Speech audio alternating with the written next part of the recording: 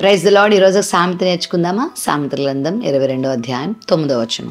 దయాదృష్టి గలవాడు తన ఆహారంలో కొంత దరిద్రునికిచ్చును, అట్టివాడు దీవెన నొందును. మన ఆహారం మనమే తినడం గొప్ప సంగతే, కానీ మన ఆహారంలో కొంత దరిద్రునికి ఇవ్వడం అది దైవత్వం, దైవికమైన లక్షణం. అలాంటి వాళ్ళు దీవించబడతారంట.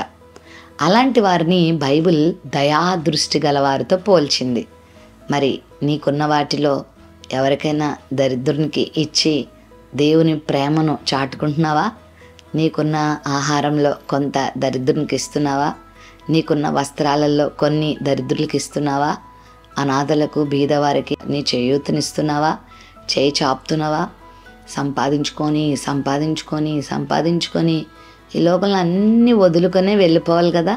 నువ్వు సంపాదిస్తున్నావు, మంచిదే, నువ్వు తిను, అందులో కొంత దరిద్రులకు పెట్టు, నువ్వు అనుభవించు, కొంత లేని వారికి కూడా ఇవ్వు. నీకే అన్నట్టుగా నువ్వు బ్రతికితే దేవుని నుండి నీకు దీవెన ఎలా వస్తుంది? దేవుని నుండి ఆశీర్వాదం ఎలా వస్తుంది? పరలోక రాజ్యంలో నీకు బహుమానం ఎలా వస్తుంది? కాబట్టి నీకున్న దాంట్లో కొంత దరిద్రులకు పెట్టి దయాదృష్టి గలవారుగా పేరు తెచ్చుకొని దేవునిలో పొందుకో.